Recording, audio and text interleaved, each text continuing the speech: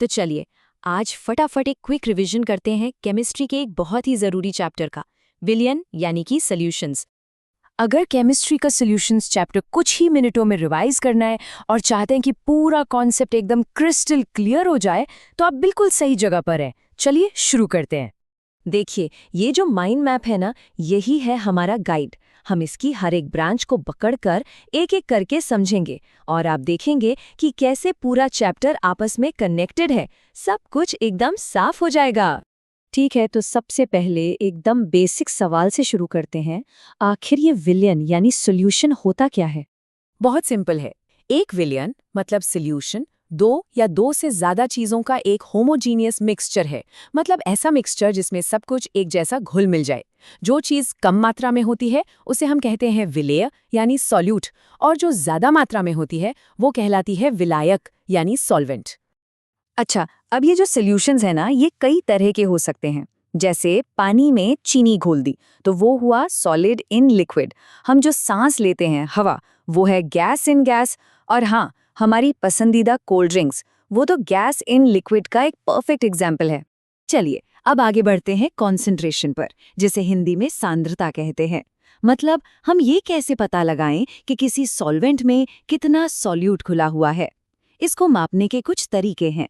सबसे पहला तरीका है मोलैरिटी, जिसे कैपिटल M से दिखाते हैं।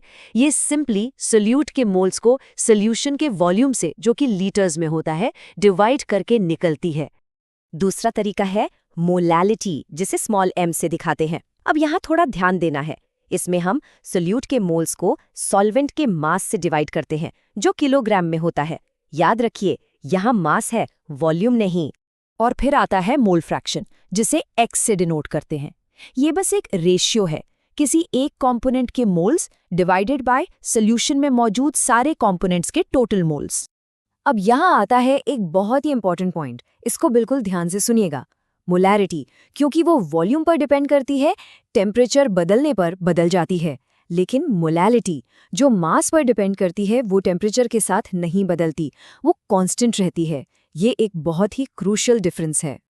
अच्छा, कॉन्सेंट्रेशन तो समझ लिया। अब बात करते हैं कुछ जरूरी नियमों की, जो सॉल्यूशंस के बिहेवियर को कंट्रोल करते हैं, खासकर जब प्रेशर की बात आती है। सबसे पहले है वेपर प्रेशर। ये वो प्रेशर है जो कोई लिक्विड जब इवेपोरेट होता है तो उसके वेपर्स अपने ही लिक्विड पर लगाते हैं, इक्विलिब्रियम में। और इसके बिहेवियर को समझाने के लिए एक बहुत जरूरी नियम है, राउल्ट का नियम। अब आता है हेनरी का नियम, जो खास तौर पर गैस इन लिक्विड सिस्टम्स के लिए है। ये नियम बहुत सीधा है। किसी गैस की घुलने की क्षमता यानी सॉल्युबिलिटी उस गैस के प्रेशर के डायरेक्टली प्रोपोर्शनल होती है।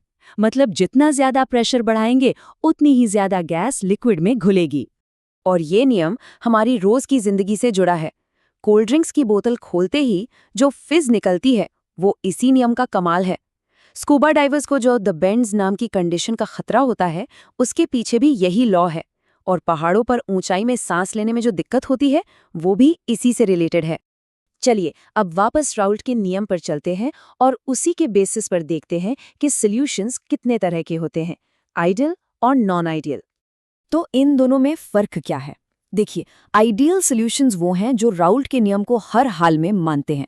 उनको मिक्स करने पर ना तो कोई हीट निकलती है और ना ही अब्जॉर्ब होती है, और वॉल्यूम में भी कोई चेंज नहीं आता। लेकिन जो नॉन आइडियल सॉल्यूशंस हैं, वो इस नियम से भटक जाते हैं, या तो पॉजिटिव डिविएशन दिखाते हैं या नेगेटिव। अब हम आते हैं चैप्टर के सबसे मजेदार हिस्से पर, जहां हम बात करेंगे सॉल्यूशंस की उन प्रॉपर्टीज की जो इस बात पर डिपेंड नहीं करती कि आपने क्या घोला है, बल्कि इस बात पर करती है कि आपने कितना घोला है। इन प्रॉपर्टीज को कहते हैं कोलिगेटिव प्रॉपर्टीज, और इनका एक ही फंडा है, number of solute particles matter, nature of solute particles does not. और ये चार होती हैं: relative lowering of vapour pressure, elevation in boiling point, depression in freezing point और ऑस्मोटिक प्रेशर। याद रखना है कि ये चारों सिर्फ और सिर्फ पार्टिकल्स की संख्या पर डिपेंड करती हैं। लेकिन यहाँ एक पेज है। कभी कभी हम जो मोलर मास कैलकुलेट करते हैं, वो अजीब आता है, या कहें कि एबनॉर्मल आता है।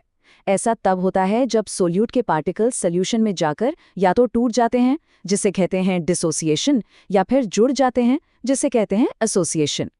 तो अब इस एबनॉर्मल मोलर मास की प्रॉब्लम को कैसे ठीक करें? यहीं पर एंट्री होती है वैन हॉफ फैक्टर की, जिसे हम आई से दिखाते हैं।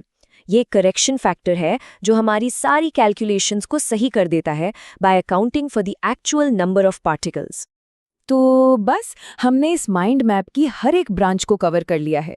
चलिए अब एक बार पूरे पिक्चर को एक साथ देखते हैं। ये देखिए पूरा चैप्टर एक फ्रेम में, बेसिक डेफिनेशंस से लेकर कॉन्सेंट्रेशन टर्म्स तक, फिर राउल्ट और हेनरी के नियम, आइडियल नॉन आइडियल सॉल्यूशंस और आखिर में सबसे ज़रूरी कॉलिगेटिव प्रॉपर्टीज। सब कुछ एक दूसरे से कैसे कनेक्टेड है अब साफ दिख रहा है। तो अब जब ये पूरा मैप आपके सामने है, जरा सोचिए इनमें से कौन सा कॉन्सेप्ट आपकी डेली लाइफ से सबसे ज्यादा जुड़ा है? क्या वो कोल्ड ड्रिंक वाला हेनरी का नियम है, या फिर सर्दियों में सड़कों पर नमक छिड़कने वाला फ्रीजिंग पॉइंट का कॉन्सेप्ट? सोच कर देखिएगा।